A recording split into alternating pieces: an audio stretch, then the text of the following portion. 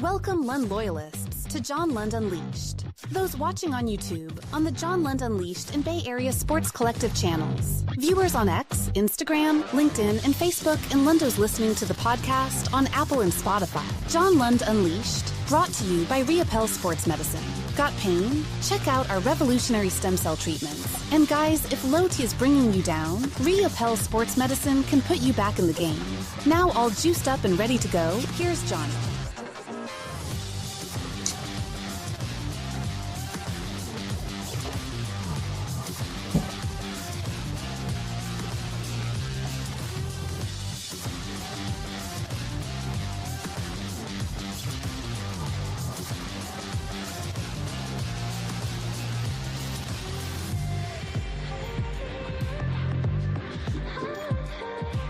Good morning, good morning, good morning. What do we got, Thursday? Friday? Yeah, today's Friday. Thanks for joining us. I was confused for a minute. It's great to have you in. John Lund Unleashed on YouTube, both on John Lund Unleashed, the John Lund Unleashed channel. Please make sure you are subscribed. Your alerts are on. I'll tell you why you got to have your alerts on today. In a moment, please give us a thumbs up. We haven't even started the show, but I know you're going to enjoy the show greatly today. So please give us a thumbs up. Helps the algorithm and for people to find us. Bay Area Sports Collective, that's where my show is. John Lund Unleashed. Also the Tom Tolbert Show. Rod Brooks, Quality Hang, and Polymax Particles, Polymac, featuring our good friend Creative Tony. Will be adding more as well, so make sure to just beat the rush. Hit us up on Bay Area Sports Collective on YouTube, as well as John Lund Unleashed. If you're watching this morning on X, good morning to you. Good morning, good morning, good morning. That is at John Lund Radio. I check X all the time. So if you are on X, or if you want to leave comments, that's a great place to leave comments. We're on Instagram as well. Good morning to people watching on Instagram and Twitch and LinkedIn, Facebook, both my personal page, John Lund and John Lund Unleashed. If you give that a follow, whatever's easiest for you, please watch on that platform. Although we'd love to have you come over to YouTube and be part of the chat. We have a lot of fun people. It doesn't matter if your opinion is different. We like that. No problem. It is different in here than most places. We've created a great community, and we'd love it if you came over to John Lund Unleashed and watched and subscribed on YouTube. But whatever platform you're watching, we are grateful for that. Thank you, thank you, thank you for joining us. If you're new around here, the chalkboard tells all. So it is episode 131. As you can see right there, we'll talk a lot of Warriors today and lead with it. They're up 3-2, but I wouldn't call this a must-win, but certainly close. I wouldn't want to go back to Houston, even though the Warriors are that veteran team, and the Rockets would have won 2 straight and had a lot of momentum, and this young team would have gained confidence. We'll get into that. Curry's thumb, that could be the key to the entire series. Who starts? Is it going to be Buddy Hield? If he's not shooting, he's not giving you much. Moses Moody, somebody defensively, GP2 to slow down Fred VanVleet, especially so his confidence doesn't get going early in this game. So we shall discuss that as well. There is a great piece out. Jovan Buha does a great job, and Sam Amick's a part of it as well, our friend, writing about LeBron's future as a Laker. I just can't see it, not with Luka. And the other thing about that people aren't talking about with Luka is he's got one more year left on his deal, and if he doesn't like standing around watching LeBron pound the rock, and then he gets a chance to pound the rock, it's just they've got to acquiesce to Luka Doncic to a certain extent. You make this trade, he's 26 years old, he's the future of your franchise. If he behind the scenes says, look, LeBron and I don't fit, and they don't, then somebody's got to go. The Lakers are going to side with Luka, and I don't know that he's going to say, he's not going to say publicly, I don't fit with LeBron, but he doesn't. It's clear. They got to the 3 seed, but then you saw in the playoffs what Minnesota did. They've got to make major changes on that team, and I don't think LeBron's going to be a Laker, so we'll see. He's got a player option at $52 million, but if the Lakers don't want him, I don't think he wants to be around, and I told you there's 2 choices I see quite easily. Go back to Cleveland if they don't win a championship, and they were just dominant in their first-round series, but if they don't win a championship, Cleveland, here comes LeBron and a white horse to save the day, and then he gets to ride off into the sunset, and of course he wants to have a last year acknowledgement. Kobe Bryant, Dr. J, Kareem Abdul-Jabbar, they all had him. LeBron's will be the biggest because that's just LeBron's ego. So I expect him to either make an old man team together, try to make an old man all-star team, or to go to Cleveland if they don't win a championship and try to deliver another one to Cleveland, as they're really, really close right now to a good basketball team. So would LeBron do that? But I don't see him fitting with the Lakers. So we'll get into that in the latest piece that is written about those guys. Great play by Jalen Brunson to end the Detroit Knicks series. Slow down on the greatest Knick of all time, Jay Williams. Jesus Christ. I mean, seriously. It's like, just say the most extreme thing you can. Look, the Knicks aren't the Celtics. The Knicks aren't the Lakers. But the Knicks are a damn good franchise, whether, East Coast bias and all these things. And they've had a lot of good players play for their basketball team. And Jalen Brunson's a really nice player, and Dallas made an incredible error in letting him go. He's not the greatest Knick of all time. Let's slow down, because he wins a first-round series against Detroit. He's a really nice player. Really, really, really, really nice. But everything is the latest is the greatest. And these guys, they have no sense of history. Like Jay Williams, you had a cup of coffee in the NBA. You were the second overall pick, and then you got into an accident. And now it's just like everybody on all these channels, the latest, the greatest, he's the greatest, he's the greatest. Like, what, did basketball start in like 1990? Like, my God. But anyway, whatever.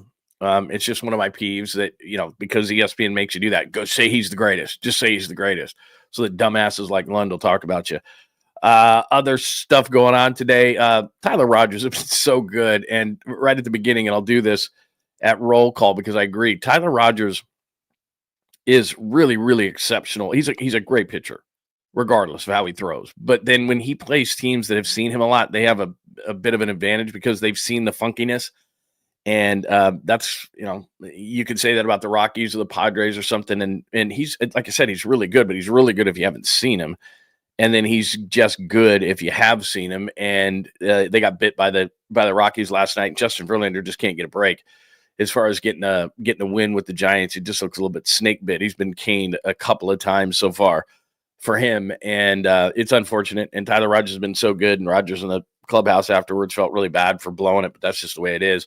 The Giants get an A for April from ESPN. George Kittle was never going to get traded for a second-round pick. Everyone's so desperate for 49ers news who does 49ers stuff here on YouTube that it's like they make whole shows around George Kittle, and the Niners turning out our second-round pick for George Kittle. Do you know how valuable the guy is for this team? Like, a second-round pick for George Kittle? Stop. Like, I don't care if he's 30. He's better than any tight end in the league, and he's not slowing down anytime soon. And it gets reported that that they turned down a second-round pick. It's not a story. They were never going to trade him. Like, it's sorry, I don't mean to be in such a bad mood today. Caboose Pistol will put you in a good mood today. Seagulls, I'll tell you why. And, of course, we know about Seagulls because post-Giants games. But this is, I can't believe people do this, but they do. So I'll do that. Random stuff happens throughout the show, always happens throughout the show. And one reason, and I apologize for being late today, but it's my wife's birthday. It's Lainey's birthday today. And so one of the things, and I tell you this, as we'll just start random and then we'll do roll call, is that drives me crazy is that she'll once in a while, just if she really feels it. We have a great coffee maker and espresso maker, and I make her these fancy coffees. I just drink coffee, but she likes a certain way and a certain amount of sweeteners and all this different kind of stuff. It's quite the concoction and takes time. But when she just really wants to give herself a treat every once in a while, she doesn't do it often. She'll order a single Starbucks, and I'm not a huge Starbucks fan, but she'll order a single Starbucks.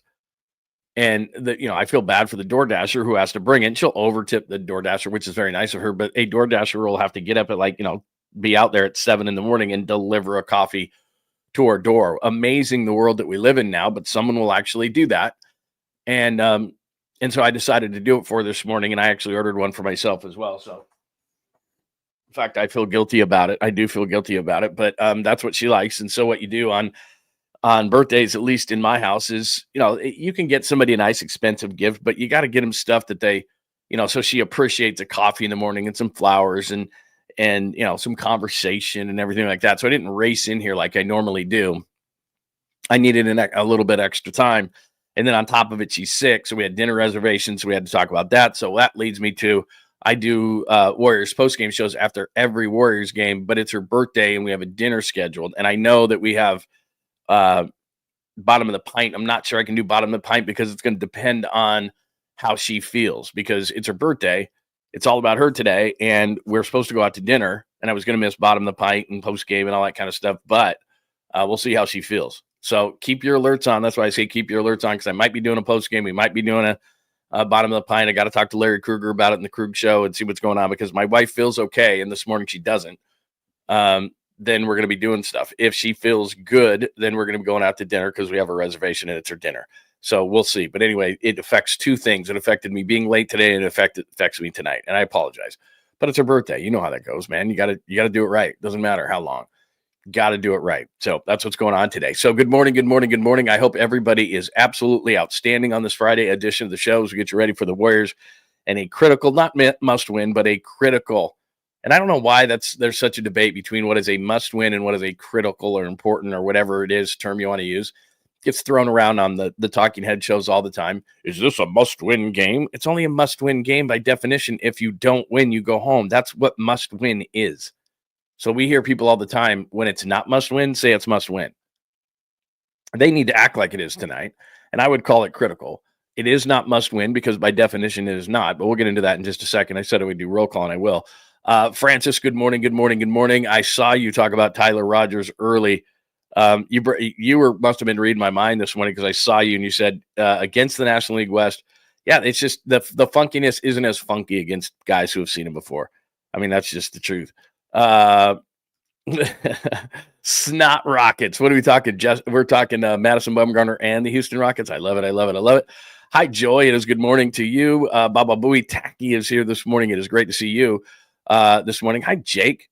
Let's see. What do you got going on here? Divide and conquer. Very nice. Very cool. I love when people bring personal issues to the. So Divide and Conquer is the name of the game today, picking up the youngest from school because she doesn't want to stay for the high school concert that her brothers and sisters. Sometimes you got to do. Sometimes like, sorry, man, you got to stay. Like you got to watch your brothers and sisters. Sorry, man. You support them, they support you. That's what family's all about, man. Sorry, it's just how it goes. Right, look, I'm a terrible parent, generally speaking. So who knows? What else do we have going on today? Let's see. Good morning to Folsom. Steve Dom is here. Great to see you. Great to see you today. Kyle is here this morning. Scott is here this morning. Papa J, please heed his advice today and like and subscribe to both channels, John Lund Unleashed and the Bay Area Sports Collective. I know it's Friday, but I was just kind of took me a minute to. Honestly, I didn't for a second. When I first popped the mic, I was like, what time, what day, what, let's go. Yeah, a lot of people talking about game 6, 49ers faithful. It is really great. Oh, we got beef here. We got beef with Tacky. What's going on here? We got everything going on. Let's see. Who else do we have there this morning? Oh, it is great to see you, Fiend, this morning. Hi, Chris. Good morning to you. Jazz fan is here this morning. So it is great to see everybody. If I've not acknowledged you, hi, Daniel. Hi, 420.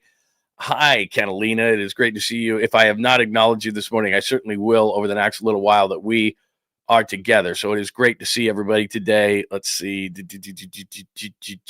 40's nothing, man. 40's nothing. You're fine. You'll get over it. Believe me. You're fine. Your health. You're feeling good. You're going to be good. 40's nothing. I promise. AJ Vrock. What's going on, Vrock? It is very, very, very good to see you, my friend. What else do we have today? The Nutter is here this morning. East Coast Red and Gold podcast. Ladies and gentlemen, boys and girls of all ages, happy Friday. And make sure you're giving them a follow if you're a Niners fan. East Coast Red and Gold podcast. They are great.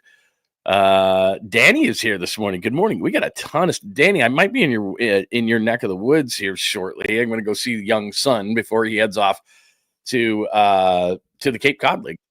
We might be doing something like that. Oh, good morning. Good morning. Danny's got the first super of the day. Remember, if you want to guarantee that your stuff gets on the board during the show and contribute to all of the things that I have my fingers in, that would be great. Good morning, Lund crew. Go Dubs. Let's close it out. Absolutely. And that is Danny. I believe you're in the Valley of the Sun, right, Danny?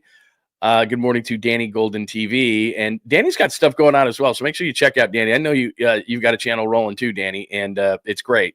So make sure you hit up Danny as well. Good morning, Go Dubs. Let's close it out for Game 6. So good morning to everybody. I hope you're having a great Friday. I hope you have a bunch of great plans for this weekend. But let's get to everything here and discuss a very important day on this Friday because let me get my media stuff up here because it's a 3-2 series. You want to close it out. As I said as I showed you on the show cover here, it's not must win. But it's close. I'm going to call it a critical game. That's what I call games that are not must win. By definition, this is not. So it's a critical game. But you see that thumb that almost looks like a bodybuilder's like shoulder. And then I don't know what that would be, but it doesn't look right. I mean, I don't know what you call that thumb right there.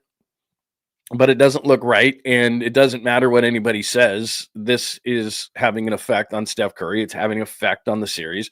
His last 2 games have not been good. As I said, in Game 5, give all the credit to Houston. Sometimes you got to do that as a fan. You don't like doing it. You want to find out what your team didn't do right. You want to bitch and moan about your coach, your player, you're this, you're that, the Zebras, whatever the case may be. But the reality is Game 5 was Houston, and they were ready to play. They came out, they kicked ass from pretty much start to finish, and that's just what it is. Now, Steph Curry's thumb, that could throw everything off because they could play a great game, but if 30's not playing to his level and right, then all bets are off. So if you missed it, here's what we played yesterday. Steph Curry and Anthony Slater is the one asking the questions here, but you can tell, especially in the end here, just the smirk that Steph gives him, like, what do you want me to say? Of course, I'm not going to admit that the injury is happening, or that it's hurting me. But you can see at the end kind of the smirk, like, what do you want me to say here? Here's Steph. What are you talking about? No, the internet is the fence at this point. I love this league so much. I love it so much. How is your thumb? Besides cold because you're icing? I don't even know how to answer it. It's just something you're dealing with and you keep it moving. As long as I can play. You got to rap for a reason, but that's it. Do you feel it's impacting your game at all? No. No. Not at all. So there's a couple of things there. Let me evaluate what Steph Curry said right there, both from a standpoint of what he said, how he said it, and then his facial features. So, the first part is, the internet showing the thumb picture and all this kind of stuff, and Steph's kind of frustrated by that. And then he gets asked about it, and he's you can tell that's about as frustrated or flustered as Steph gets on a podium. Like, I love this league. This is so great. Like the fact that he has to continue to answer these questions about it. But it's just such a massive story because it affects this series. If Steph can play at a Steph level, and we all know what that is, then the Warriors beat the Rockets, whether it's tonight or in Game 7. Eventually, Steph will have one of those games, and the other team can't do anything about it. And Houston's done about as good of a job as you can do on Steph Curry, bad thumb or not, from the April 6th game in which they shut him down to 3 of 10, 1 of 10 from the field, and Amen Thompson had a great game. He's broken out a couple of times against the Rockets because that's what Steph Curry does. Usually good offense beats good defense, but every once in a while that defense can rear its head, and they've been as physical as anybody's been with Steph in a number of years, and the officials have allowed it, and that's what the game is going to be, and it's probably going to be that way tonight.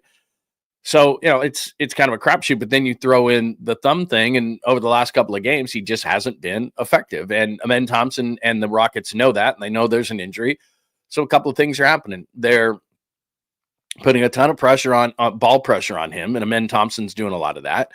And then when he's off the ball, as we all know, and it's just not going to be called. So you can complain and bitch and all those kind of things, but the reality is they're going to because they have in the entire series, they're going to let the Rockets hold him, push him, punish him, whatever it is, away from the ball, because that's just what they've done the entire series. You have to assume, ask you me, but you have to assume that that's going to happen the rest of the series. So off the ball, he's getting bumped around, grabbed, pushed, whatever. On the ball, tons of ball pressure, especially by Amen Thompson, who's bigger and a really good athlete and played great defensively. Picked his pocket a couple times early to set the tone in that game. And then when he shoots the basketball, Dylan Brooks or whomever, and as Steve Kerr said yesterday, day before, that it's legal to do that. He sent the message to the officials, hoping that at least he'll get 1 or 2 calls. He's not going to get them all. He knows that. But he's hoping to get 1 or 2 key calls in this game, i.e. the fourth quarter, the game's close, whatever the case may be, and all of a sudden, there's a foul, and Steph gets 3 shots in a game that's tied with, 44 seconds left on the clock or something like that. He's just hoping to get a couple of those calls in a close playoff game against the Rockets. That's why he said what he said. So that's the way it's going to be played tonight. They're going to hit the thumb on shots. They're going to put a ton of ball pressure on him, especially with Amen Thompson and athletes that they have on this team. Jalen Green has done it a few times. And then off the ball, they're going to grab, clutch, hug, whatever the officials will allow. And I'm sure before the game, because this is what coaches do, Steve Kerr will go to the officials and say to them, please watch off the ball, because that's one of the things that's hindering Steph is he's not able to get to his spots on the court. They're not able to run clean offense because as much as Steph moves, and he does, they're putting a ton of, obviously a ton of attention on him, but also it's just they're slowing him down with clutching and grabbing and all those kind of things, and they're allowing it to happen. But that's the playoffs. The Warriors know that. So number one on the list, everything tonight for Game 6 is getting Steph Curry going, getting his confidence going, getting the, whatever they have to do with the thumb, trying to protect him, all those different things that they're going to do. Steph Curry is the key to everything. We know that, but between the thumb and the way that the series is being called, Steph Curry is having a little bit of trouble. Do I expect him to break out? Yeah, but if the thumb is giving him trouble and affecting his shooting, which he just told you, I'm just assessing what he said right there. A, he's frustrated about being, followed the way that he is, like it's an FBI thing. B, he's frustrated that he has to talk about it. C, they're asking him, if it hurts or affect it. Look, the last 2 games, you're seeing what it's doing. He's wearing a splint on there. He's sitting there going, what else do you want me to do? I mean, you can see it, but I'm not going to say it. You can see it's affecting it, but there's no point in saying it. And then his coach is trying to get a couple of possessions or a couple of calls by playing a little bit of verbal warfare during a playoff series, which is quite common. So that's where we are with Steph Curry. As we look at the team, and nobody's 100% at this point of the season in any sport, but they've been banged around for 82 games plus the playoffs so far, and they're older. So it comes down to, will Steph Curry be healthy? If I was just looking at this game as Rockets, Warriors at home, it's a Game 6, it's a closeout team, it's a veteran team against a younger team, I think the Warriors would win this game. But there's been a monkey wrench thrown into this whole thing because of Steph's injury in the last couple of games. He just hasn't been right. And because of the way it's being officiated, that's going to continue. He's going to get bumped. The hand's going to get hit. All those things are going to be happening. And so really what it comes down to, another part of this whole thing and the second part of the equation. So we've evaluated what Steph said. We've evaluated Steph's situation. But what I think needs to happen here is, and didn't happen last game with the rest of the starters, they need Brandon Podziemski to hit shots. They need Houston to have to think in a certain way, like, okay, we're not going to leave Curry, obviously, and he's the head of the snake here, but they are leaving Podziemski open, and he does need to hit those shots this game. And Moses Moody or whomever starts, maybe it's Buddy Hield. To me, I'm not going to call it an immense amount of pressure because that's what the playoffs are all about. But Steve Kerr has got to realize and coach the game this way. All right, you got yourself a mulligan in Houston. You got yourself a bunch of rest. You looked at Game 6 and said, this is the one. We're at home. This is it. We sat our guys. We got them the rest. We pulled the plug early. There was nothing wrong with that. I did a blurb at halftime of the game, and it was 76-44. And I said, you don't even need this. It's not 5 minutes. Let's see if they can do it in 5 minutes, and then we'll pull the plug. Just pull the plug. Like, you didn't even need to put them in at all at the beginning of the second half. Just give them the whole second half off. Just do that. Now, they played them a few minutes. Didn't matter, and they got most of the second half off anyway.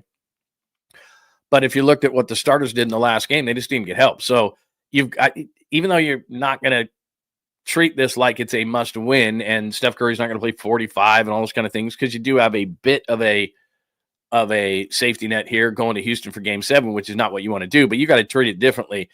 You've got to treat it as it's not must win, but it's extremely critical. So if Steph has to play a few extra minutes, he just does. So does Jimmy Butler. So, if Buddy Hield at the beginning of this game doesn't show that he's got at least some warmth, he doesn't have to be red hot, but some warmth to his game, to his shooting, then he's got to go. And then you got to go to the other end of the floor, and you got to say, we got to stop Fred VanVleet. Like, he can't get confident early. At 8 threes the last time he was in this building. Do you think that Fred VanVleet's confident walking into this building? Of course he is. He beat the Warriors a few years ago for an NBA championship. He had 8 threes the last time he was in this building. He is extremely confident against the Warriors. Well, how do you do that? Not with Buddy Hield. So if they're starting Buddy Hield, which I wouldn't, but if Steve Kerr is going to start Buddy Hield, he better be hot. He better be rolling, because he's not, and I'm talking the first couple of shots. He doesn't get warm up. Like, and I'm telling Buddy Hield, if the first 2 don't go in, GP2 is going into the game. Because I need to stop Fred VanVleet on the other side. I cannot let Fred VanVleet get confident, period. So if you're not giving me offense, then I got to counter that with defense. And maybe the happy medium is Moses Moody. To me tonight, I'd start GP2. And I would just put him right on Fred VanVleet, right out of the gate. Because if Fred VanVleet at least misses the first couple of shots, and he's a veteran, so he's probably going to maintain his confidence. But if Fred VanVleet misses a couple, maybe there's some doubt in his mind, because right now there's none. He's thinking to himself, I hit 8 the last time he was in this building. We waxed these guys. I've beaten them for a championship when I was with Toronto. I got no worries. So the best way to do that is not with Buddy Hield and go pure offense. To me, it's GP2. And I think you set a tone in this game, and it's a tough tone. So there's all that. And then, look, they've done a nice job on the boards for the most part. They've actually outscored them at the beginning of the series. It was all talking about second chance points and offensive rebounding. They've done a nice job in that.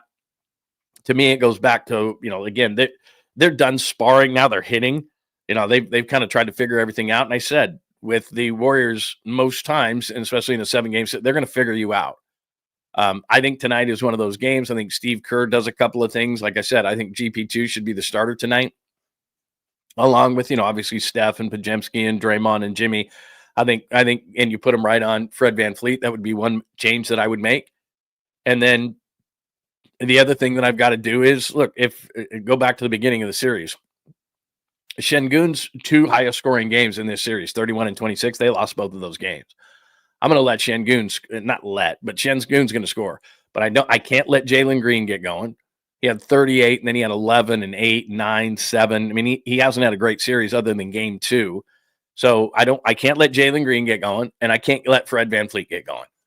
𝐮𝐬𝐿's going to do what he's going to do. I don't want Draymond Green to get in early foul trouble. I'm not going to give up points, but Draymond's got to stay out of early foul trouble. He's got to stay out of the mental warfare game that I'm sure that Dylan Brooks is going to throw at him. And so there's that. And then if 𝐮𝐬𝐿's going to score, I'm almost going to say that's fine, but I can't let the perimeter players gain confidence. That starts with VanVleet, goes to Jalen Green, even to Dylan Brooks, who had a nice game in game 5, but he scored 24, 25, something like that. I can't let him get going. Like, those peripheral players cannot get going for the Rockets. That's my main goal, and that's why I put GP2 into the game. So defensively, I've got to do that. I got to set a tone. I got to come out with the same energy that Houston came out with in game 5 to say, this is our house and we ain't going home. That needs to be it. Because if I'm Steve Kerr, I'm not going to say that we have to win this game, because then if you don't, then you've put your team into a kind of a weird mental state. But they all know. They're veterans. And you just have to say to them, look, guys, the tone that they set early, they're at 40-24. They put it was 8-5. They put some sort of, I think it was like a 12-0 run on the Warriors in the first quarter. Like, that's the kind of thing we need. We need energy. We need the house to be rocking right from the tip. We got to set a physical tone on these guys. We've got to play at our pace. We got to keep the Rockets in the half court. That did not happen in game 5. They were getting out. They were running. They were setting the pace. It was quicker.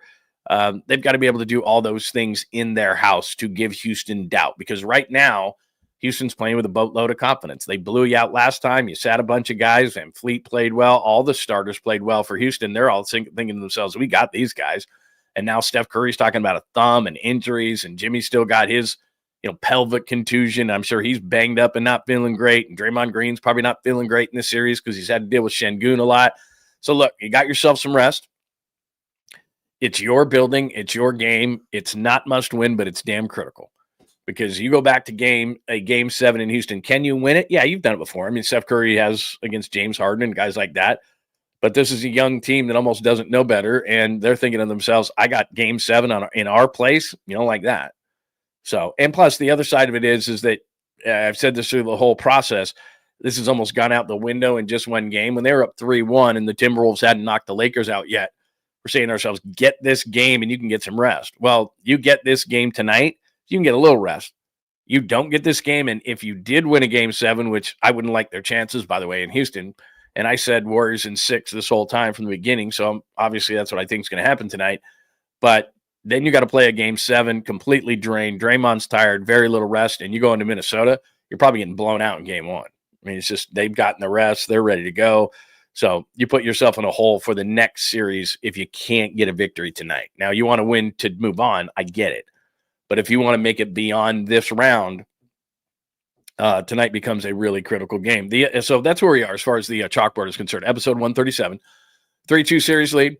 Not must win, but close. Curry's thumb is going to be a discussion. But does Buddy start? I wouldn't. I'd go GP2 in that last slot. Slowing down VanVleet would be the reason why I would go GP2. 𝐮𝐬𝐿's going to get what he's going to get. He has most of this series. The other guys, Jalen Green, Fred VanVleet in particular, I can't let those guys get going. So that needs to be a big part of the game plan. If they don't win on the chalkboard right there, and that's going to roll me into LeBron James in just a second, but if they don't win, and I'm talking about the series, because I've read all these articles today on LeBron and how Luka has the Lakers kind of over a bit of a barrel because he's not signed long-term. And so he's going to watch what the Lakers do in this offseason, and he's never going to say it. But I'm sure the discussions, I'd love to be a fly on the wall with Rob Pelinka and the agents for Luka Doncic, because they're going to say off the record, behind the scenes, make sure all the phones are turned off, he wants LeBron out. He doesn't want him here. They need a better fit. He's already on record as saying, there was, like I said, the piece in The Athletic today, that he's already on record as saying, look, we need some lob threats, and it's not Jackson Hayes. He mentioned the guys that he had, guys like Derek Lively and those guys in Dallas, because he loves, he's obviously a pick and roll guy, and he loves the lob threats and all those kind of things. And the Lakers don't possess that right now. And how are you going to get that? How are you going to get better? How are you going to get the perimeter shooters you need, the 3-and-D guys? How are you going to fill the Lakers team with that? Well, LeBron James would probably help going the other way, or however they're going to do that. But they're just not a fit. But my point is let me not jump to that so quickly. My point in saying that is all this kumbaya with the Warriors and everything's feeling great and Jimmy Butler's a great fit and all these things will go by the wayside if they don't win this series. You're up 3-1. Just think of Joe Lacob. And I played a clip for you the other day because I was looking for something else. What was I looking for? Oh, I was looking for George Kittle, because George Kittle had signed his contract extension. This was a couple of days ago, a couple of shows ago. You can go back at John Lund Unleashed on YouTube and check it out. But I was looking back through my archives of videos of the show, and I was looking for George Kittle from the Super Bowl talking about his contract with Kay Adams. So when I found that, about the same time, I have them by date, around the same time was the NBA trade deadline, and I played for you Draymond Green talking about how Joe Lacob was going to be aggressive at the trade deadline because Joe Lacob hates losing more than anybody, and he's so damn competitive. Well, think about Joe Lacob in this way. Okay, he decided, fine, we're not going to get Jimmy Butler if we don't do the extension. So he gives Jimmy Butler the extension, and he's paying Draymond a ton, and he's paying Curry a ton. And we know the financial situation, but he didn't want to do it. But Jimmy Butler wasn't coming here without it, and he knew it. And he knew that was his only chance to extend this thing at the deadline. So he said, fine, because they're 25 and 26. We've said this before. You and I have talked about it a lot. They'd be out of the playoffs. They would have been a play-in team. Steph Curry would have asked for a trade. This whole thing would have gotten blown up. Jimmy Butler saves it. He's excited. They extend. They play all this. They pay all this money. Here's the problem now. All right, Joe's feeling great. He thinks they're going to go far. Like blah blah blah blah blah. And now Houston comes back from a 3-1 series deficit. Now look, I'm going to worst case scenario. There's 2 games to play. I get it. But what I'm saying is that if they don't win this series, Joe Lake's going to go, so what exactly? It was a fun little roller coaster ride. But what exactly did we accomplish here? We got knocked out in the first round of the playoffs. I'm going to pay a bunch of money. I extended Jimmy Butler for 2 more years. I got Steph, which, look, he has no issue with that. I got Draymond Green here. I'm still paying all this money. Now they're going to trade Jonathan Kuminga in the offseason for some sort of a big, stretch big. And now is the time. We've talked about it for years and years and years and years and years. But it would seem that Miles Turner, who's a free agent this offseason, I don't know what he thinks of the Warriors, but a sign and trade Kuminga to the Pacers and Miles Turner, who's still just like 27 years old, which he feels like he's been here forever. I think got drafted in 2015. It seems like the perfect time finally for Miles Turner to, the 3-and-D guy that they kind of need, the stretch big, I should say. He's not a 3-and-D. He's a stretch big, but he can defend on the other end of the court. That's the kind of player they need, Markkanen, maybe Bobby Portis, Naz Reid, not exactly perfect, but that kind of a person who can do a little bit of, on both ends of the floor. A couple of those guys I mentioned are more offense than defense. I love like Jared Allen or somebody like that, but he's not a 3 guy. So, whatever. Somebody like that, a stretch, is definitely going to be something that they're going to move Jonathan Kuminga for. But whomever that is that you grab, like let's say it's Miles Turner. Miles Turner, that's going to be a sign and trade, and he's going to want a bunch of money. So what are you going to do with that? Jared Allen has a big contract. So anybody that you bring in, Naz Reid's a free agent. So Naz Reid's going to go, okay, sign and trade with Kuminga. Let's go back to Minnesota, because that's been pretty nice. I mean, Steph Curry, Minnesota allowed you to get Steph Curry because they're dopes. They were the ones who did the Wiggins trade for D'Angelo Russell. Like, I'd go back to the Minnesota well. That's been nice. That's been a good one. So, yeah, okay, here's Kuminga. Take Kuminga. which, by the way, ironically enough, that was their pick that you got back in the Wiggins trade. So here, okay, fine. You can have Jonathan Kuminga, we get Naz Reid, or whatever the case. But what I'm saying is any of those players, whether it's Naz Reid or Miles Turner, who would be a nice fit, those guys are free agents. Miles Turner's a free agent, so you're going to have to pay him. And Joe Lacob is already kind of committed to Jimmy Butler. So let me get this straight. You want me to, for a first-round knockout team, we were excited about him, but for a first-round knockout team, you want me to then trade Kuminga, who I don't want to give a big contract to, but give a big contract to Miles Turner. And now I'm paying Butler, Curry, Draymond, Miles Turner. Peyton's not making nothing. So, I got that expensive roster again, but I have a team that got knocked out in the first round. So that's all I'm saying. Like if they beat Houston, all right, and they give Minnesota a hell of a time, or maybe they beat Minnesota and then they go to the conference finals and they get beat there by OKC or the Clippers or whomever, or Denver, and Joe can say we were pretty close. But what's Joe going to say? What's Joe Lacob, who's got the control of the purse strings? What's he going to say for a team that got knocked out in the first round? I mean, they don't want to pay Kuminga. I know that, but what you're telling me then I got to give out a big fat contract to Miles Turner. I'm going to trade Kuminga to Indiana, do a sign and trade. Turner's a free agent. I got to sign him to a big contract, or Naz Reid to a big contract, or whomever that big is going to be. Insert here. And you want me to do that for a team that got knocked out in the first round? He didn't want to do it before the offseason. This last offseason, that's why they got nothing for Chris Paul. They're going, we don't want to do this again. We got knocked out in the first round. Last year they got knocked out in the play-in. I mean, the play-in to get knocked out in the first round, there's not a massive difference to that. So these two games are critical not only to advance, but also to what Joe Lacob is going to do in the offseason. Because if I'm Joe Lacob, it's like, look, I've been paying this for a long time. And a lot of owners, and we've had this conversation ad nauseum, a lot of them don't want to win. They act like they do, but they don't. It's just another business, and they like having the cachet of owning a team and everything else, but they run it like a business. Joe Lacob runs it like he wants to win at a really high level. But even he has his limits. Hold on. I was going to sneeze. I'll sneeze in a minute. Anyway, there you go. I'm sure you are telling the truth, but let me double check this. Greg Popovich will no longer be the head coach of the San Antonio and full-time team president. Yeah, that makes a ton of sense. He's having a lot of health issues, and I would imagine one of his assistants, he's got a million of them. One of his assistants will take over. Let me just double check. I'm not saying that you're not telling the truth. I'm sure you are, and I'm glad that you shared that with the class. But I'm just double checking on that. Yeah, there it is right there. And yeah, I would imagine that one of his assistants, and there's a ton of them throughout the league, would go ahead and take over San Antonio. That's a really good job right now. I mean, with Victor Wembanyama and all the young players that San Antonio has, they're on the verge. And there's a lot of people that would want that San Antonio job. So absolutely.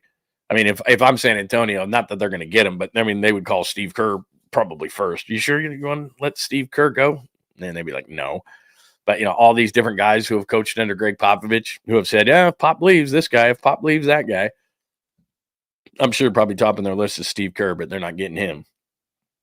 But anyway, there you go. All right, Greg Popovich will not be coaching the Spurs anymore. He's had a ton, like I said, and you know this, he's had a ton of health issues, so it doesn't surprise me whatsoever that he's going to step up and be upstairs. And, yeah, absolutely, skills.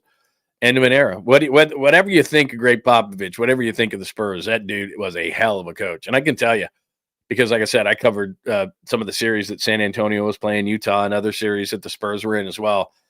And I don't know that there was a more, well, you've seen it on the sidelines. I mean, I don't think there was a more intimidating guy to interview than him. Jerry Sloan, who I interviewed a bunch of times before and after games, was damn close, especially with that cigarette breath and the way he would look at you. But Popovich was probably top. And you'd be in a scrum. And I had to, because like I said, I was my first year on the beat, I was the opposition.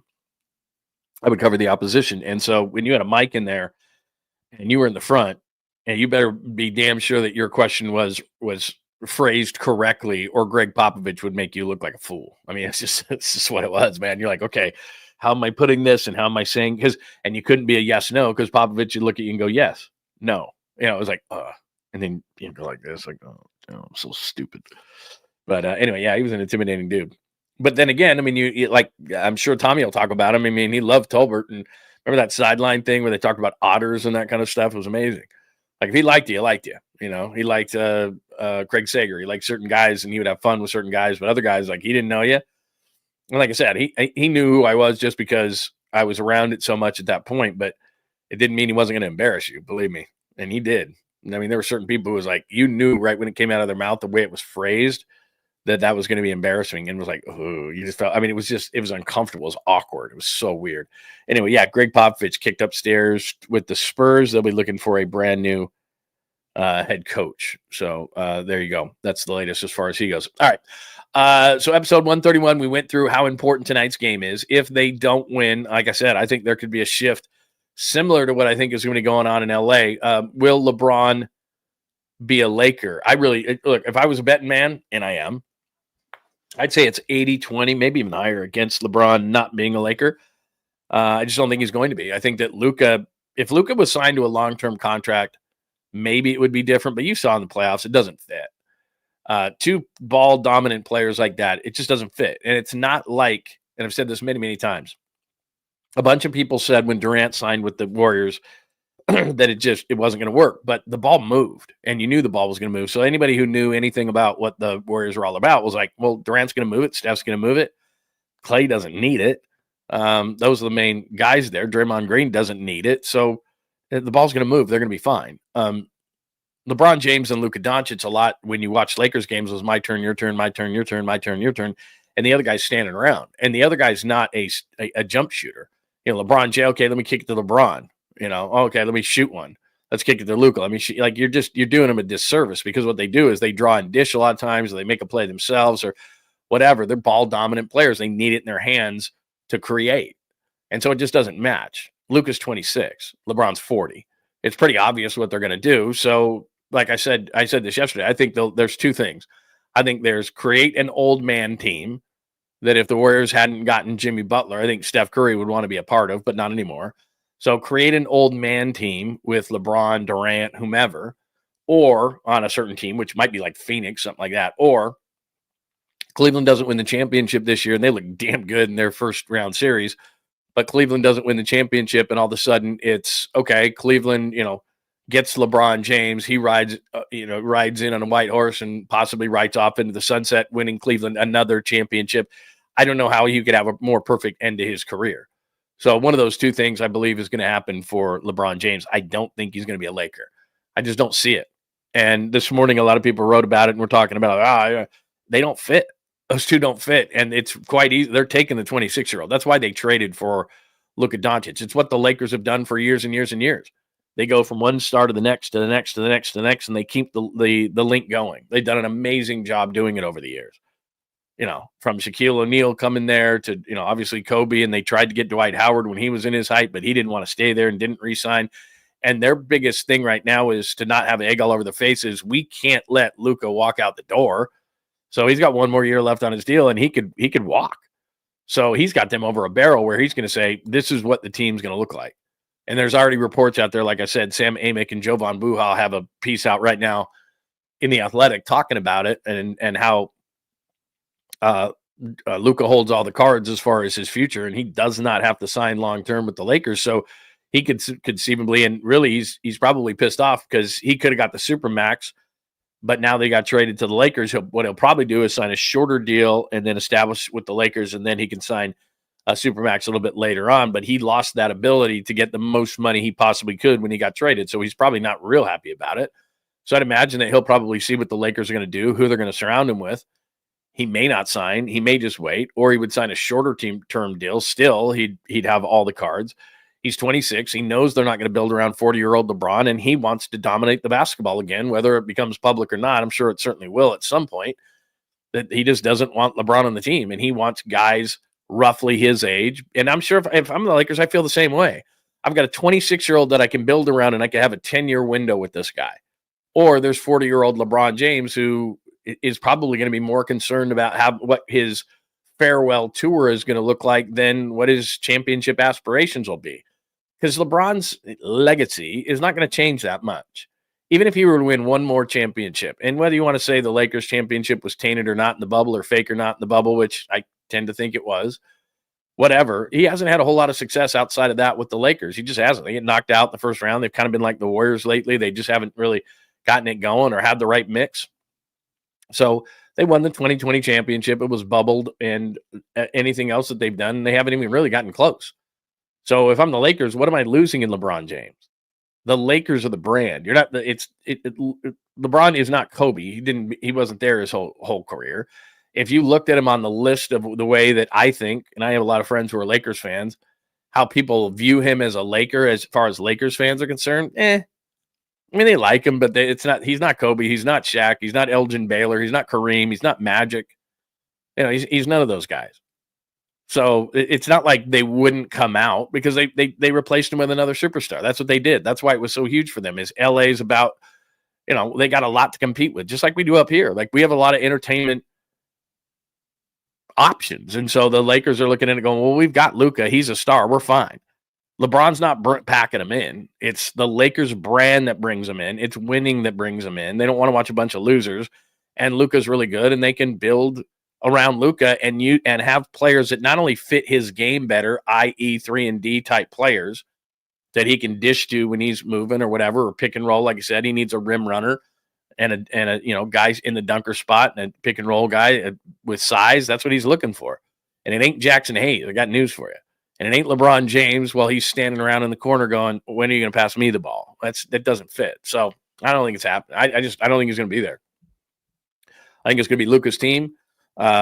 Luka's got contract issues, and he can say to the Lakers, I can burn you.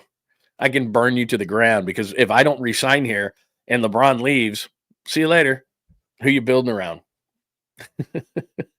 Austin Reeves? I'm sorry. Austin Reeves does not have the box office power it takes, and he knows it. I can see that. That's a good call right there. LeBron to Dallas. I can see that. And wherever. I mean, wherever they want to build an old man team. Now, Anthony Davis, that would make some sense. Anthony Davis is there. Contractually, they'd probably off to take a little bit less, and I don't know if LeBron's ego would do that. What's he supposed to make? I think next year, $52 million. So I don't know if his ego could take that, but we'll see. And again, I'm comping it a little bit to the Warriors. The Warriors won't blow it up. I mean, they've got Jimmy under contract, but again, Jimmy's extension could be moved. You're not moving Steph Curry. You're not moving Draymond Green. I'm simply saying that if Joe Lacob gets knocked out in the first round, don't assume that Joe Lacob's going to go, oh man, we're really close. Let's go balls out. Let's go trade Kuminga, and Miles Turner makes a ton of sense. And I've always wanted Miles Turner, and he's he can be that stretch big and give us a defensive presence on the other end, so we can deal with some of these guys. We can deal with some of that size in the West. Yeah, let's max him, or not max him out, but let's give him a bunch of money. Miles Turner's probably getting what, 30 million more? I don't know, 35, whatever he's getting. I mean, he's getting a bunch of money. So don't assume if they get knocked out in the first round that Joe Lacob's going to go to the plan and say, okay, we're moving Kuminga and we're bringing in Miles Turner. And we're going to pay him $30+ million. And he's 27. So that's probably a 4 or a 5-year contract. Yeah, let's go all in. Let's hit that tax at a really high level again. Yeah, that's a good point on Giannis. I don't know if it would be LeBron. I don't know. LeBron wants to go to Milwaukee. I think he'd want to go back to Cleveland, but Giannis might be moved just because I think Milwaukee's done. I mean, the problem is Bronny. The problem with Milwaukee now is Milwaukee is with Damian Lillard's Achilles situation, and he's going to be out all of next year. What are they? I mean, he can't move. Obviously, Lillard, it still counts. I mean, the money counts for Lillard. So now you're sitting there going, okay, Chris Middleton got traded. Like, who does he have on his team? Kyle Kuzma? I mean, him and Kyle Kuzma aren't going anywhere. So, I mean, in terms of winning a championship. So, this is probably off season where Giannis says, yeah, I think we've hit our run. Now, where's he going? It's, the Warriors have always been talked about when it's Giannis. I think the team to watch in this offseason, because they have a bunch of young talent and it's time for them to pull it together, is San Antonio. Greg Popovich, because of health reasons, if you haven't heard, and thank you, the chat room broke it, and I just looked it up to confirm it. Not that I didn't believe you. But whoever's going to succeed Greg Popovich in San Antonio as head coach, they're loving it. I mean, they have the rookie of the year. Stephon Castle's the rookie of the year. They got a bunch of other young players on that team who can play. Obviously, Victor leads the whole thing. Victor Wembanyama leads the whole thing. I mean, that's going to be the preferred destination probably of Kevin Durant, of 𝐻𝐿𝐫𝐞, 𝐻𝐿𝐫𝐞, like any big name star is going to look at that team and say, damn, you see the youth on that team? You play with Victor? Yes, please. I mean, that's going to be a place, no state income tax in Texas. That's going to be a place that players are going to look at and say, that's the next up and coming team. Or Houston. I could see that too. You know, I could see Houston flaming out tonight. Jalen Green, the team looking at Jalen Green going, ugh, you know, and, you know, Men Thompson as good as he is. And I wouldn't want to trade him if I were the Rockets, but owners tend to be impatient. And if they had an opportunity in Houston to get an Antetokounmpo or a Durant, Durant to me is too old and too quirky and too this and that. And I love Kevin Durant. He's a great player, but I wouldn't trade, if I was Houston, I wouldn't trade Jalen Green and a Men Thompson. They don't make any money anyway, so you'd have to throw in somebody and make some money. But I wouldn't throw away my future if I was Houston. Now, Antetokounmpo is a different story because he's younger and still has years left. But I could see Houston and San Antonio going in those directions and looking at those guys, but especially the Spurs. And they've got some young talent to trade back the other way. So that's an interesting one. And so does Houston. It's just a matter of how patient the ownership wants to be. I could see that with Oklahoma City too. Oklahoma City's got a bunch of really good players, and they have 𝐦𝐫𝐽, but they don't have exactly the Robin. I mean, they do. Don't get me wrong. Jalen Williams is a nice player. They've got, you know, Chet Holmgren's a nice player. They've got some players. I'm not saying they don't. But what tends to happen from an ownership standpoint in the NBA is I want to accelerate the process. I'm sick of being close. So Oklahoma City's young and has young players to trade if they don't win it.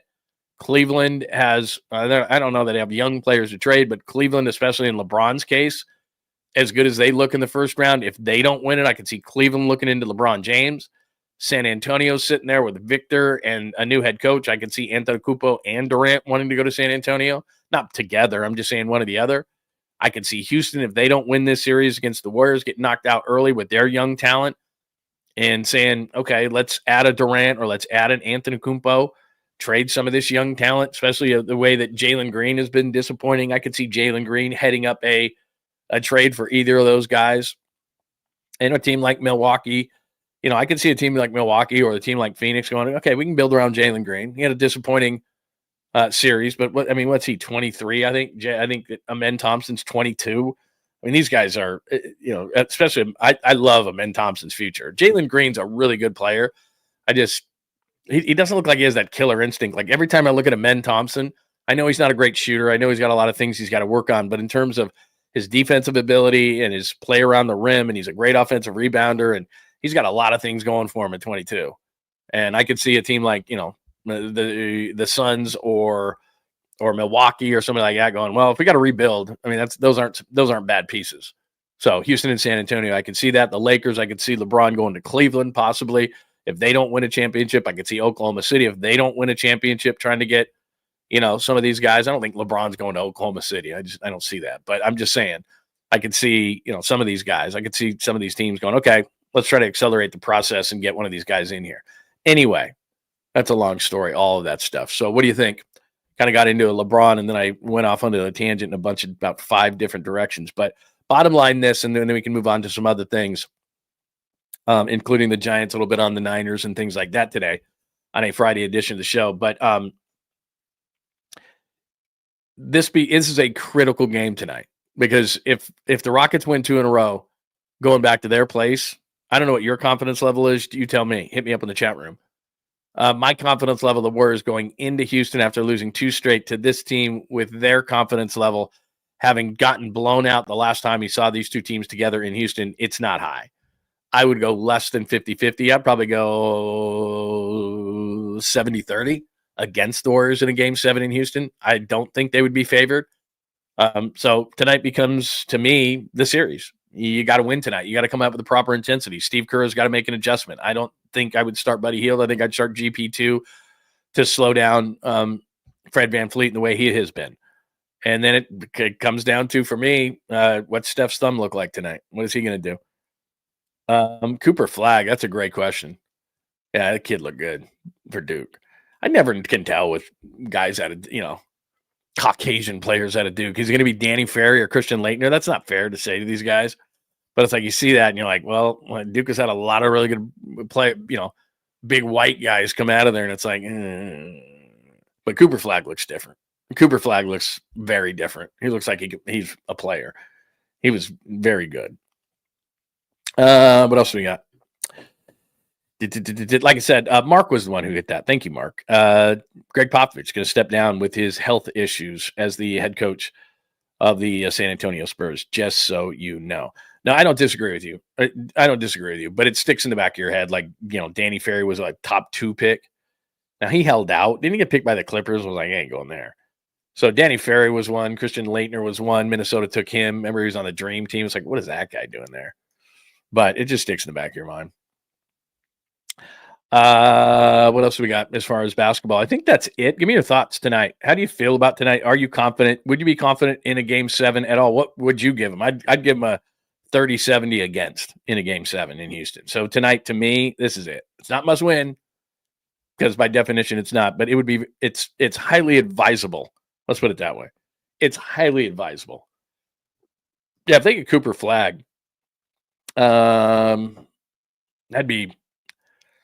probably keep him. I was going to say maybe they'd trade him for, a Giannis or something like that. I mean, obviously you got to match salaries and all those kind of things, but I'm just simply saying that, do you want another young player on your team, or would you trade if the ping pong balls went their way and they got the number 1 pick, would you trade it and then try to use that as, a centerpiece? Again, you got to make salaries match. I understand that, but as a centerpiece to get like an 𝐷𝐷𝐿𝐵𝐿, because you don't want your team to be so young. I mean, it's just like everybody's young and you don't have those. Like if you look at Houston right now, and I don't like or respect Dylan Brooks all that much. He's played a couple of nice games in this series, but he's not the kind of guy we're like, oh, that's a great veteran presence. But Fred VanVleet is, and Steven Adams is. I mean, you want to get some guys on your team that have won, and I think that Chris Paul's a little too old. Like Chris Paul was nice, and he was kind of a placeholder for this team this year. But if you're San Antonio and you're just super young, there's going to be a lot of mistakes and lapses and things like that. And at some point, you're going to want to go, okay, let's take an asset or two and let's move it and try to get a veteran player and get into this thing. Anyway, there is that. Good stuff, man. Good stuff today. Like I said, that's not a bad. I love La Flop. La Flop says freak. Should not sing. I always think that I forget that I've got a microphone in front of my face. Yeah, there's no question about that. You will need tears. That'll be like 3/4 of that show today, actually. But the Warriors are it's hard to get a word out. All right, let's get to the Giants. I'm not upset about last night. I feel bad for it. Oh, did I play everything that I needed to play? Oh, let me play this. Let me play this for you. Sorry, we're not moving on from the NBA yet because I'm looking at my videos and I'm like, what do we got here? This is Chandler Parsons, who for years stole money from the NBA because he's injured. I think Memphis had to pay him the most money, but he was with Houston for a minute. And so this is his viewpoint on the series right now. He's on some show with Michelle Beadle and Lou Williams on, was it FanDuel, I think?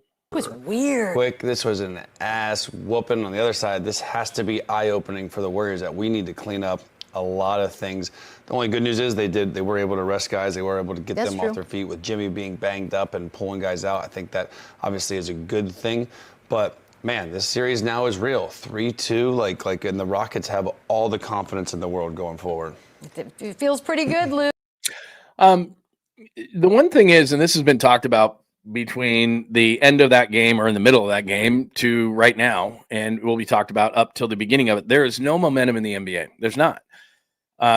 Especially with a team like the Warriors. It's really going to come down to, and because of the 3-point shot in the league, the Rockets could come out tonight and start, 16-3. The game's not over. You can get back into games so quickly.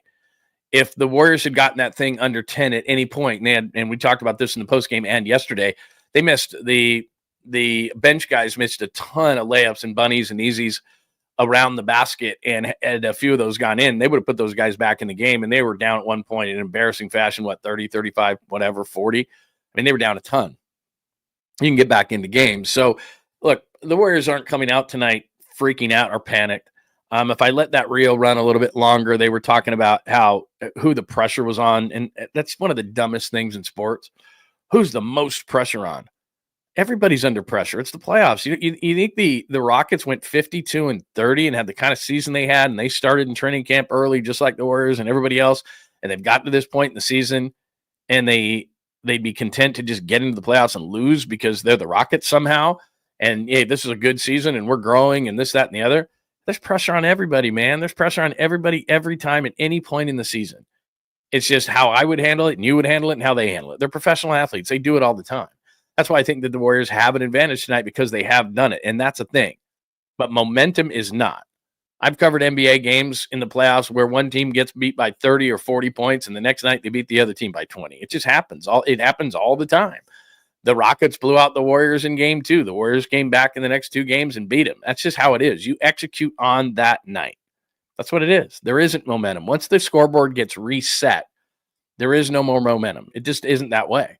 It's about it. What it's always about in this series. It's about matchups and who plays well and who's got energy and who's got intensity and who hits shots and who doesn't have lapses defensively and blah, blah, blah, blah, blah. And to me, some of this is out of the Warriors' hands. Like I said, I don't mean to go back to Steph Curry's thumb, but it's that digit right there that I've got up.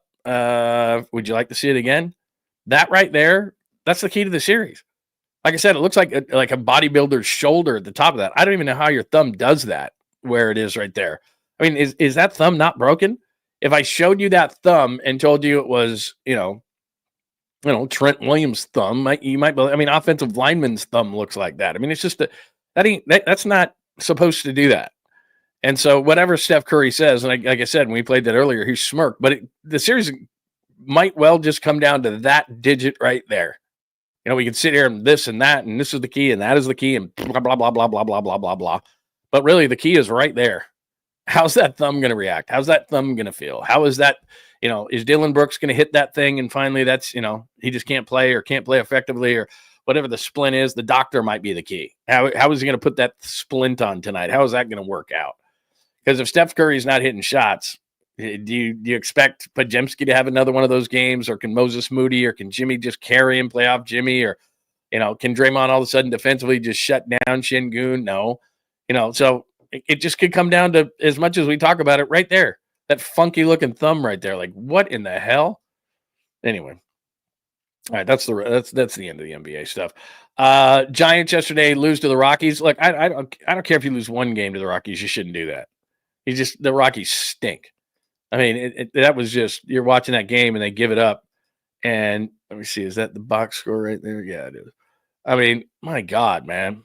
And look, I like Tyler Rogers, and he apologized after the game, and he's had a good year. I mean, he gives up a couple of earned runs. His ERA is 165. I just can't bitch and moan about that. And Rodriguez comes in, does what he does. Duvall.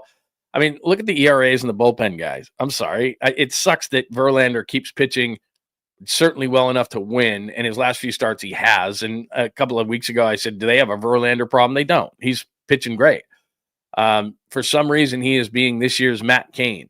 The last couple he's pitched well. He certainly pitched well enough to win. He's trying to get 300 wins. I think he's in the 260s, and he's just like, I just can't get a break on this team, but last night it was Rogers. And I think right at the beginning, somebody said this, against teams in the NL West, I should have looked up these numbers, but out his career, when people have seen him and it's not as freaky to see that stuff, they can play well against them. But the Rockies are 6-25. You got to kick their ass. You had a lead a couple of times in this game, and you needed to win it. I mean, Ramos right there, you can see right out of the gate, they're up 1-0. They tie it. Flores doubles. You're up 3-1 right there. Like, you can't lose to the Rockies in that situation, but it's going to happen during a year. But they're 6-25. So when you look at the end of the year, and you say to yourself, okay, well, what did they do against this team or that team? Remember when they won 107? I know it feels like forever ago.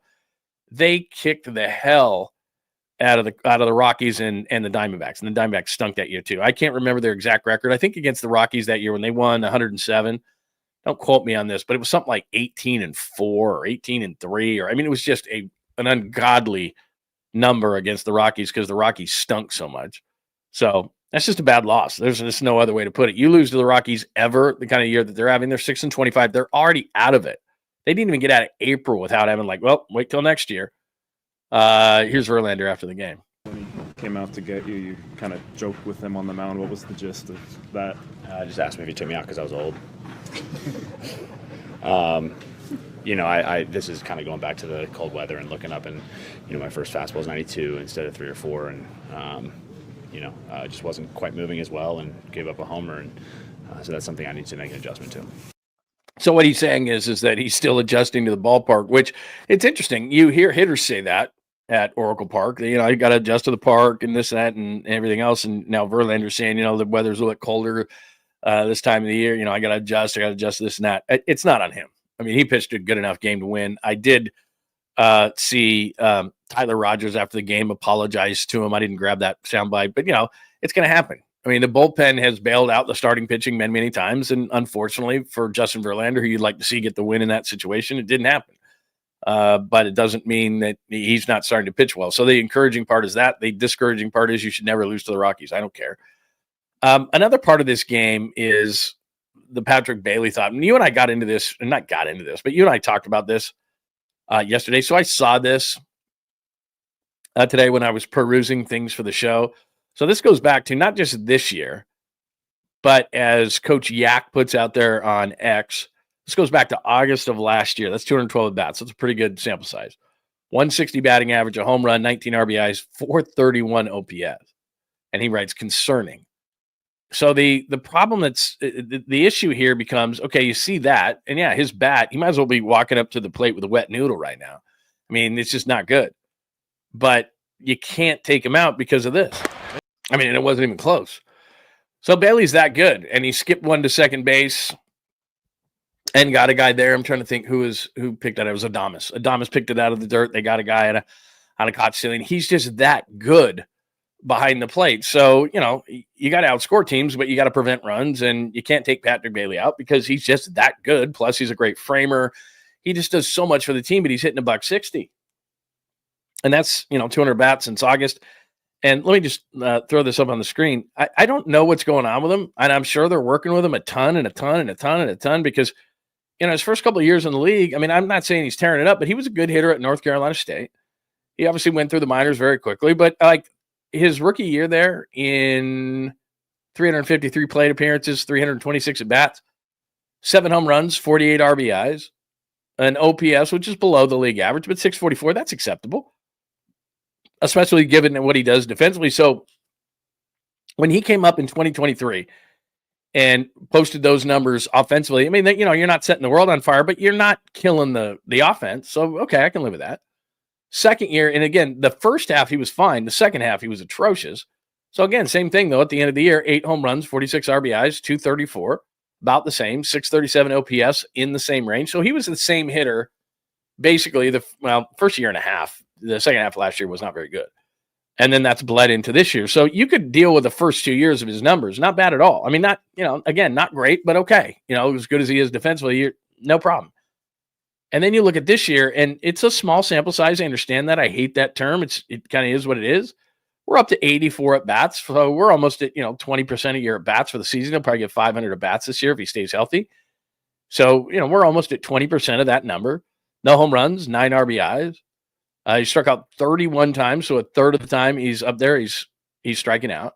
A 155 batting average is beyond atrocious, and your OPS is 435. Like, you've got to be the best defensive catcher of all time to stay in the lineup with those numbers. And I'm sure that Bob Melvin will say, you know, we're going to stick with him, but you can't hit like 160 for the year. You know, in the offseason, you're just going to say, and Buster Posey, as a former catcher, just one side of the equation, we just saw the throw down to first base. He got a guy at second base. I think it was in the first inning that he hopped that one to Adames, who made a nice play on it to tag the runner out. But you're hitting 155. Like it's almost like a Jekyll and Hyde situation where the Giants are like, oh my God, his framing is so good, and look at him, you know, eliminating guys in the base paths, and God, he's just so good. He's an amazing player. He's hitting 155.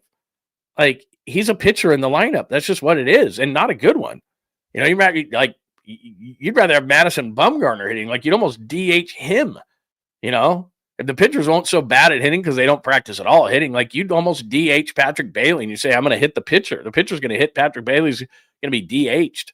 Like, that's how bad it is. So, you know, it's like one side of your brain is like, oh my God, he's so good, as you just saw the pickoff throw there. And then you look at the other side of it and you're like, we got a Patrick Bailey problem. Like, at what point does the offense of the ineptitude on the offense, you know, take away the defense?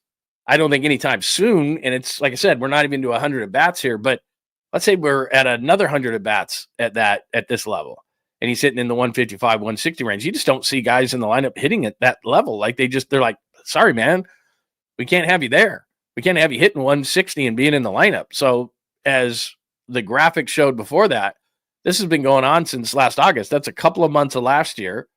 And then it's what's going on at the beginning of this year. And at some point, it's like, my guy's hitting 160. But then the other side of things are like, his framing is amazing. And I think yesterday they said he'd thrown out the third most runners in the league, and his defensive, he's a Gold Glove catcher, and that's massive. But, there's certain guys who have made a living doing that, like Maldonado, remember, with the Astros, and he's bounced around. But that at some point, if you're hitting that low of a level, at that low of a level, you're sitting there going, well, you're probably going to be a journeyman. Like we're going to bring you in and you're going to be our defensive catcher, but God, you're hitting 155, 160. And if you had guys all over the diamond hitting and crushing it, it wouldn't be that big of a deal. But Lamont Wade Jr. now, and now Tyler Fitzgerald's gone for a couple of weeks, and Willie Adames is starting to pick it up. But, Matt Chapman's hitting below the Mendoza line now. It was nice to see Ramos hit that home run. He's in a little bit of a groove right now. 𝐮𝐬𝐫𝐫 Lee, nice. Mike 𝐬𝐮𝐬𝐜𝐫𝐞, we talked about this a little bit yesterday, but, how long can you go with a catcher hitting 160, but he's so damn good behind the plate? It's an issue, man. Because like I said, you just don't see it. And you see defensive catchers, really, really, really, really good defensive catchers. Like I said, Maldonado's a great example of it, where, again, just bounce all over the league. And I don't know that that's going to be Patrick Bailey, but he's got at least, like, dude, hit 210, 210, 5 home runs, 50 RBIs. Like, we can keep you. 160? Oof, it's rough. What else do we got? April A, that's what ESPN gave the Giants, by the way. There you go. I would agree. We're in the Maine. You just lost to the Rockies, so we're not feeling great. But it says the following: is this going to be a repeat of 2021 when the Giants team came out of nowhere to win 107 games, blah, blah, blah. The interesting thing is not blah, blah, blah, blah, blah. The only thing that concerns me, I'm going to give you this from their notes. And I don't know if you ever look up the Giants game notes, but they are accessible to anybody. And I just want to show you one thing, because I always look at this and talk. And so I finally thought to myself, why don't I just show people this number here? Let me see here. I got a bunch of Giant stuff up here. Let me make sure that, is that the right thing? No, that's not the right thing. That's definitely not the right thing. Let's see. Man, where is it? That's not it. Bailey, Giants loss. I know I did that. Tyler Fitzgerald. Let me see if it's this. I hope it is, because I'm doing this blind. There it is right there. All right, hopefully you can see that. It's a little bit small. Let me see if I can make that a little bit bigger for you. There we go. All right, that should be better. All right, so if you look on the right side top column there, scored 3 or fewer runs, 4 and 7. This was before last night. 4 and 7, 4 or more runs. This is the one I tell you about all the time. If the Giants score 4 or more runs, look at that, 15 and 5. If they score 5 or more runs, they're 13 and 0. But if they allow fewer, whatever, 11 and 5. Their key number through the last years have been 4. Score 4. I remember Brian Sabian saying that when he was there. It was like, if we can just score 4 runs, especially in this ballpark, we score 4 runs, we're going to win games. 5, how realistic is that? I mean, for the Giants at this point of the season to be 13 and 0 when they score 5 or more runs, I mean, they just don't normally do that. But 4 becomes the key for the Giants, 15 and 5. So what it comes down to for the Giants is, can they score 4? Like every single night you think to yourself, look at that, 15 and 5. Now 5 and again, 13 and 0 at 5 and 0 or 5 runs. That's a bit of a mirage to me. And that's why I'm showing you that. They're not going to generally score 5 runs, this offense. 4 or more becomes the key consistently to think, can this team do this? Can they score 4 or more? So as I look at their lineup, that's what I keep thinking to myself. Patrick Bailey's hitting 160. Lamont Wade's doing nothing. Fitzgerald now is out of the lineup. Adames puts a lot of pressure on him. He needs to get going. Matt Chapman walks a lot, but he's got to start. He's got to get going as well. Ramos is in a really good streak, like I said, right now. 𝐮𝐬𝐫𝐫 Lee is absolutely legit, and Mike 𝐬𝐮𝐬𝐽 is a roller coaster ride. And then, of course, you've got Wilmer Flores as your DH, and he's been better than you could have ever expected through April. But can this team score 4? And we talk all the time about, okay, the bullpen is great, and they're going to win games 3-2, 2-1, all those kind of things. They've got to be able to do that from a pitching standpoint. I think they can. But the first month of the year, and this is where I get a little bit nervous on the Giants, it's a bit of a mirage because they scored a bunch of runs, especially early in the season. They scored a bunch of runs. And I just don't think that that's what this team is going to be. And that's when I go back to Bailey. Yeah, you're in this conundrum with Bailey, almost like an angel and a devil. He's preventing those runs. So he is helping you. There's no question about it. He's stealing strikes. He's doing all these great things. But when you go to the plate and you're an absolute zero, it's like, how do you balance that out? They've got to play him. Somebody pointed out Joey Bart. I mean, Joey Bart's not the defender he is, but Joey Bart's turned into a pretty good hitter. So, I don't know if eventually they're going to have to, I don't think that he's going to be in a situation where there's a, you're a hitter, you're a defender kind of a situation. But man, 160 is just 155 actually now. This is hard to swallow. It's tough. They're not replacing him anytime soon, but man, something's got to happen here with Patrick Bailey. So there's the latest there.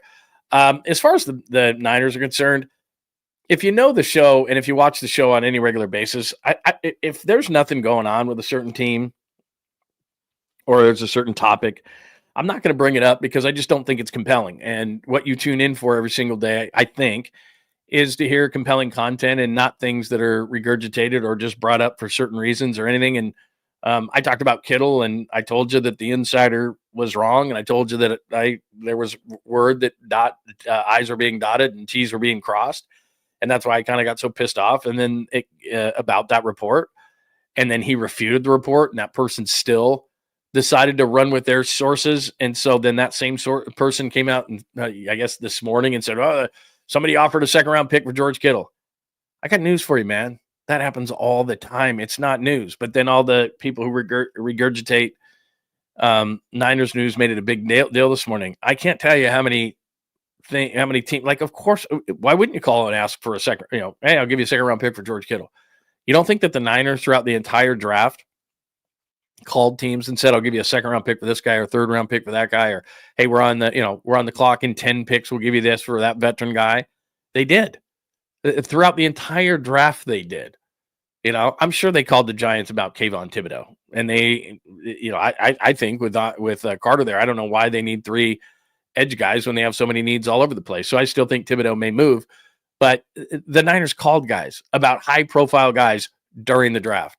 That's what you do. You're the general manager. So I don't find this to be breaking news or interesting or anything like that a certain team offered a second round pick, which by the way is laughable, for George Kittle, who's one of the greatest tight ends and may go down as the greatest tight end of all time. And is only 30, I think he just turned 31, but he's fine. I think he's in the prime of his career still. There's no way that a second round pick is worth George Kittle. But my point in saying this is that this same insider that tried to refute George Kittle by his own words, saying that your sources are wrong, and then she still sat there and said, nope, my sources are right. I'm the source. I'm George Kittle. Your sources are wrong. I'm actually signing a contract here in about 48 hours. Thank you very much. That many people knew was going to happen. It's not news that George Kittle was that somebody offered a second round pick for George Kittle. I guarantee you that somebody called and asked the Niners if a first round pick for Brock Purdy. I guarantee it. I don't know that for a fact, but I guarantee it personally that somebody during the draft called the 49ers and said, would you take, our pick right now for, like, the Giants, for example, the New York Giants. They traded up to 26 to get Jackson Dart. Who would they rather have at 26, do you think?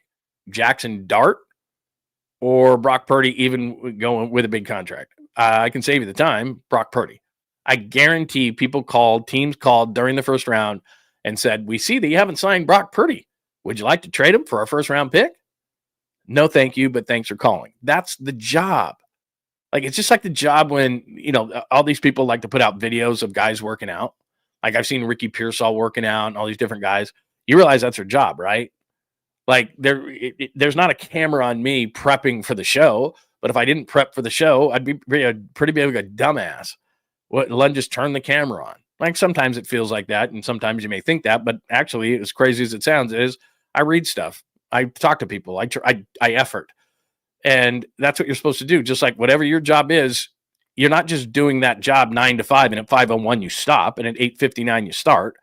You're doing things constantly. That's what we all do. We're all overworked and underpaid. That's what we do. But we do it all the time. But there's no video on you or on me. That's what you're expected to do. You prepare for your job. You work longer. That's just, you better or you're out. So, it's just, I think it's funny that people think that those things don't happen. They happen constantly. Do you know that John Lynch's phone was probably ringing off the hook? Again, there were numerous teams that probably called and offered a number one pick for Brock Purdy. There are people in the offseason who are still calling the 49ers and saying, hey, you haven't gotten that deal done with Brock Purdy. I guarantee you teams called about Fred Warner. Hey, I see that you have a $29 million cap hit on Fred Warner. You want to move him? No, thank you. That's what GMs are supposed to do. If John Lynch wasn't constantly calling, even right now, saying, okay, our draft is over, we're probably still short up front along the defensive line. Are two rookies really going to start in there? Or Kevin Givens or Jordan Elliott? Probably not. Is Nick Martin really going to be standing next to Fred Warner or D. Winters? We just lost Malik Mustafa to a knee injury. You don't think that he called about a high-profile safety in this league to see that if he could pry him loose for a certain draft pick? You don't think John Lynch did that? Because if he didn't, then he wasn't doing his job and he should be fired. Like, it happens constantly. So the fact that something comes out that George Kittle was some team offered a second-round pick, well, first of all, tell us the team. And secondly, it doesn't even matter because that happens constantly. I bet more than one team during the process of George Kittle, after her dumb report that came out that was completely inaccurate, you don't think teams called more than one team and offered more than a second-round pick probably for George Kittle? I guarantee it happened. So again, not breaking news. It's just a person trying to, like, if I was her, like, you might want to leave the George Kittle situation alone because you clearly don't know anything. But picks are offered all the time, especially around the draft, obviously around the draft. And now the Niners are sitting there going, okay, because there's tons of ways to pipeline your team. And like I said, there's going to be a bunch of guys getting released because of 258 picks, I think, in the 2025 draft, maybe 175, 180 or whatever, maybe less, make teams. That means that many more players, that amount of players have to be released or traded. So now you're the Niners, and what you're doing is you're combing across teams. This is another way to pipeline into your team. There's the draft, there's free agency, there's all these different things, undrafted free agents. Okay, now you're scouring the other teams going, damn, we lost Malik Mustafa. What do? We gonna stick another rookie there? Probably not. Jason Pinnock or whatever? Probably not. Like, maybe, I guess, might have to. But I don't love that safety combination with J.R. Brown. So would you like to get somebody else who all of a sudden, hey, that team just drafted a safety. That guy might be available. Like, they're constantly doing that. It's constant.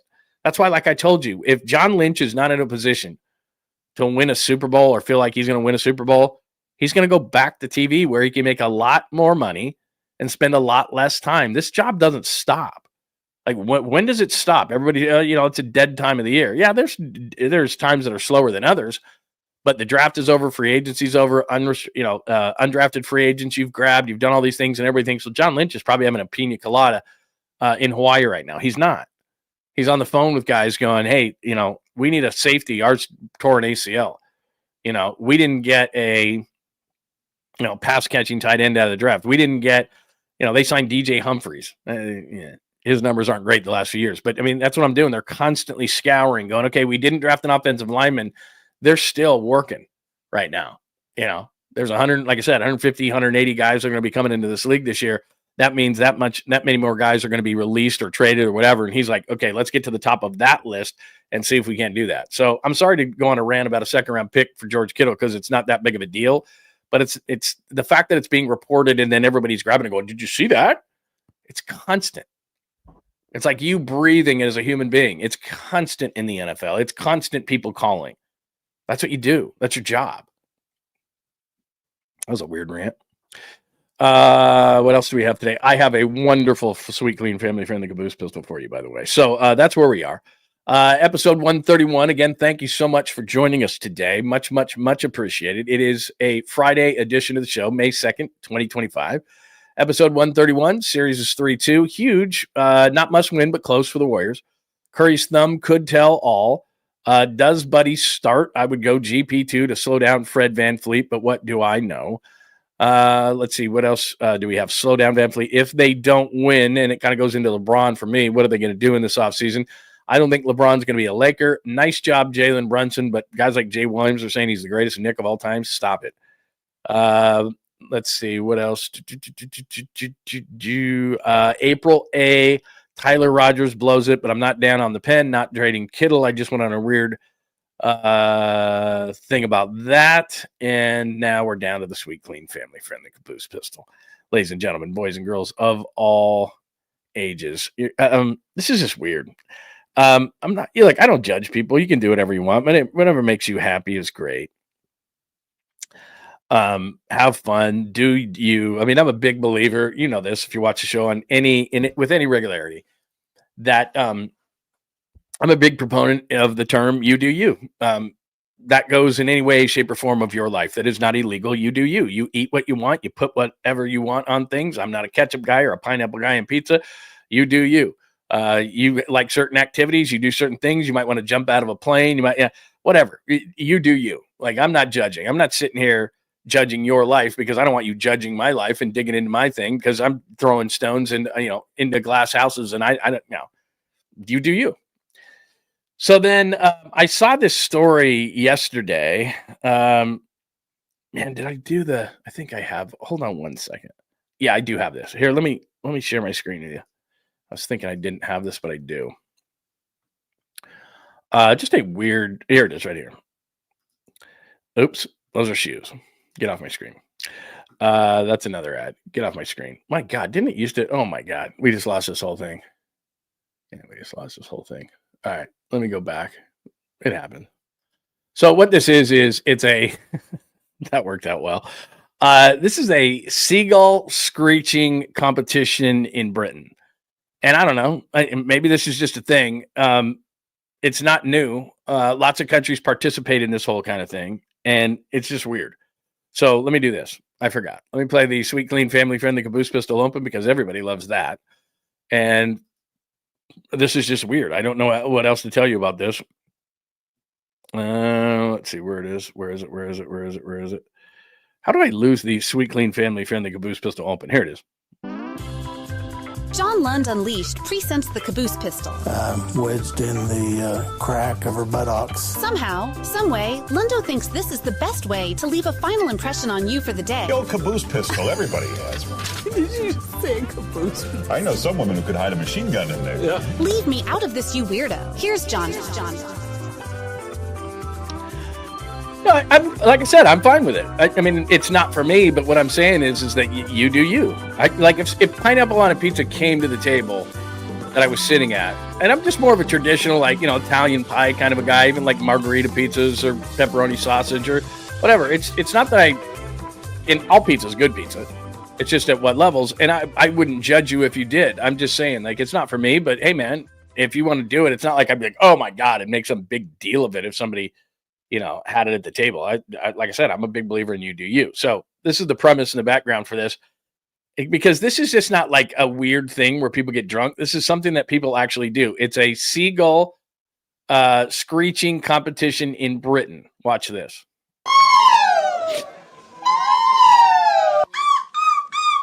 Championship. Now it has really grown to a European championship with 14 countries. It's amazing. I'm surprised, and also about the quality. Performance worked great this time.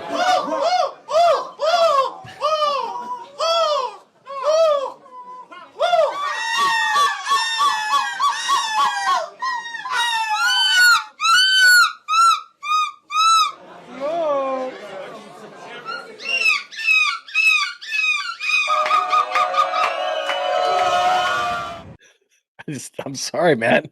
You do you. It's fine. My point in bringing this up is that the guy, the guy in the middle after the first couple of annoying screeches, says that there's 14 countries represented, and this is like a big deal.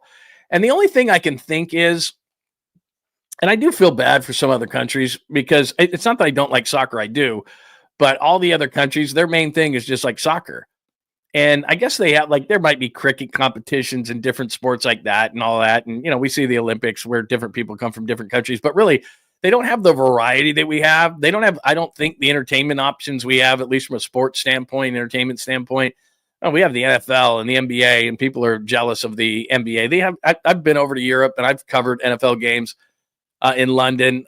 I think it's being a little overblown over there. They're not as into it as maybe we think they're into it, because I've done shows from what is their ESPN, and they're kind of like, it's not that great. We don't think it's that great. But anyway, the NBA is a big deal. Baseball, basketball over the globe. The NBA is seen as so we have all these different options. And I think that maybe other countries, I don't know, do they get bored or something like that?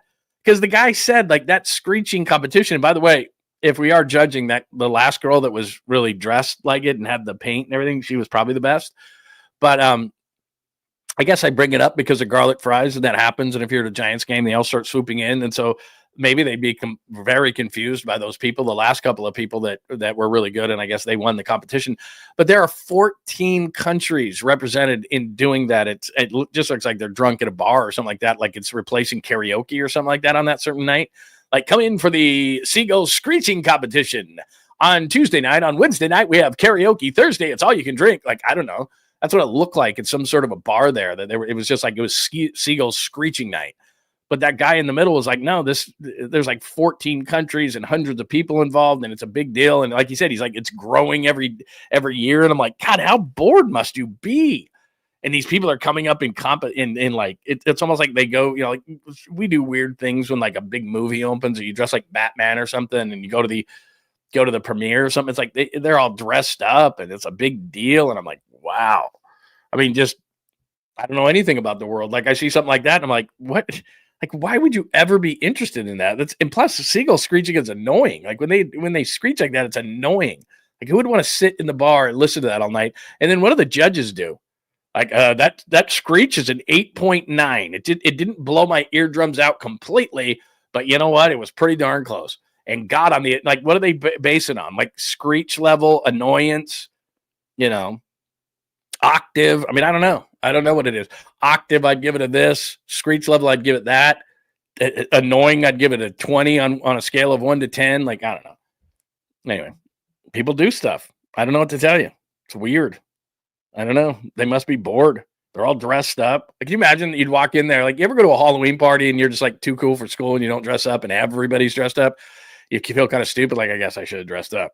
Like, you imagine just stumbling into that bar like on a Tuesday night, and everybody's dressed like seagulls and screeching. You'd think, like, did I take acid before I came out tonight? Did I take some mushrooms? How much did I smoke? I should not have eaten that hash brownie. Like, that was stupid of me. Like, this can't be happening. There's a bunch of people dressed up like seagulls screeching. What is going on? Like that? Can you imagine that? Just walking into a bar like that? Like, what? Seagull screeching night? Why is there thousands of people in here? Anyway, there you go. That's your sweet, clean, family-friendly Caboose pistol. I hope you enjoyed it. I saw that. Oh, you did? You saw this? This was a thing? I've never seen it before. Never seen it before. That's a great call right there. That now that this has become public, and believe me, the Giants are watching this broadcast as we speak. Watch there be a seagull screeching competition, like something like that. And there'll be fries, and they'll somehow market the garlic fries around it. I mean, I bet you're 100% right. That's going to happen. Yeah, I mean, the last woman was like, she was dressed up like big time. Like she had the paint, she had the whole thing. So anyway, there you go. There's a competition for everything. Exactly. Like who would have known? Like, I guess if I dug a little bit deeper, I mean, we could find a bunch of stuff on that kind of stuff. But anyway, weird. Just weird. All right. Anything else today? Rico, I did not see you earlier. Thank you for joining the show. We appreciate it. The 1-420. I don't know if I saw you. Rockin', did I say hello and good morning to you on a Friday? Great stuff. So here's what we're going to do today. So make sure your alerts are on, first and foremost. Make sure your alerts are on today at John Lund Unleashed on YouTube and the Bay Area Sports Collective. Thank you this morning for watching on X and Instagram. That is at John Lund Radio or any other kind of platform that you're watching on. But please come over to YouTube, because what I want you to do is go get those alerts on. So make sure you subscribe, get those alerts on, hit the like right now. But everything is dependent on my wife's health. It's her birthday today, so I have a reservation to take her out to dinner if she's feeling well. If she is not, then we'll do Bottom of the Pint with Krug, and we'll probably combine that into some sort of a Warriors post-game show. So the Krug show and my show. So make sure you're subscribed to Larry as well, and we will keep you up to date on what's going on today. But it is, like I said, out of my hands and dependent on my wife's health because it's her birthday today. So I have to make sure that we take care of that business. I can't screw that up. You know how that goes. You can only keep your head above water on, like Valentine's Day anniversaries, birthdays. You have to keep your head above water on those days. You don't get any special things for like doing it, right. You're supposed to do that. So I can't make sure that I got to make sure I don't screw that up. So we can't have a problem there. So I will let you know as soon as I know on that. So John Lund Unleashed on YouTube, and keep your alerts on, or I'll let you know what is going on the rest of the day. If not, then I'll talk to you tomorrow at 10 a.m. on a Saturday edition of the show. I have a feeling, though, that we'll at least do Warriors post-game show, and we may do Bottom of the Pint, again, dependent on how my wife is feeling today. Thanks to Danny for the super today. Good morning, good morning, good morning, and thank you, Danny. We appreciate it. Good to see you from the Valley of the Sun.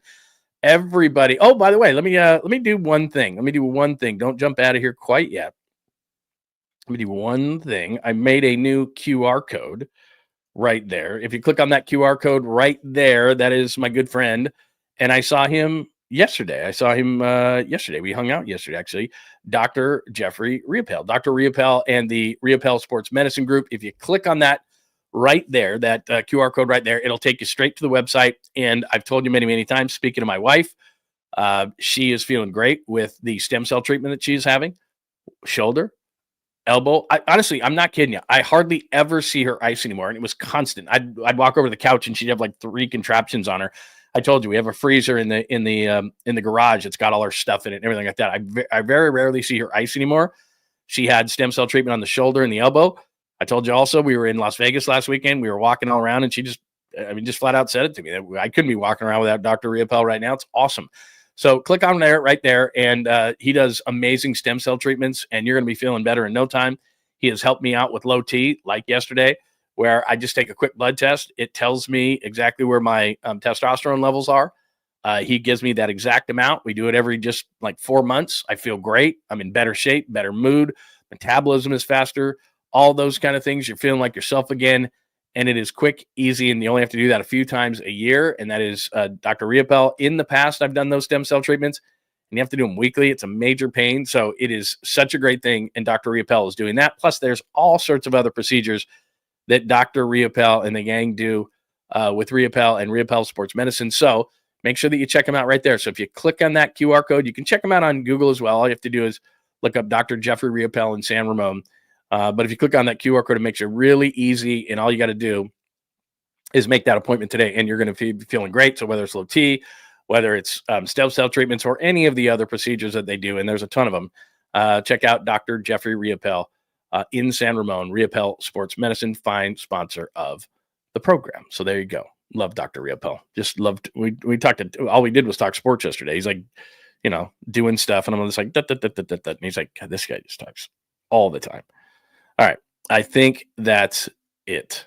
Oh, that's a great call right there. Yeah, you could. Stem cell, baby. In fact, I'm gonna text him right now. Be like, can you please help Steph Curry's thumb?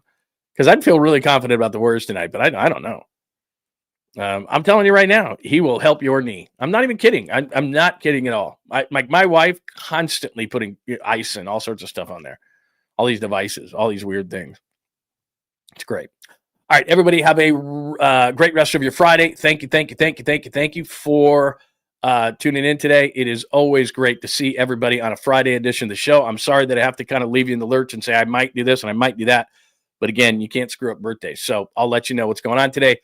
All you got to do is make sure you're subscribed to John Lund Unleashed on YouTube, and then have those alerts on, and we will let you know when we will be available next. Maybe we're going to do Bottom of the Pint tonight. Maybe we're going to do Warriors post game.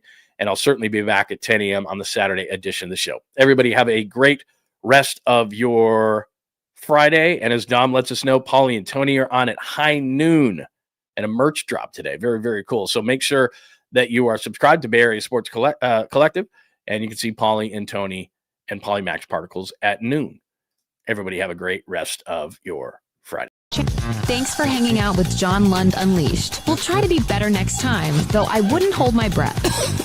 Please like and subscribe on the John Lund Unleashed Pod YouTube channel. Watch live shows weekdays at 8 a.m. on YouTube, Instagram, and X. And make sure to have your alerts on for shows throughout the day or night. All things Lund can be found at johnlundunleashed.com. johnlundunleashed.com. Goodbye!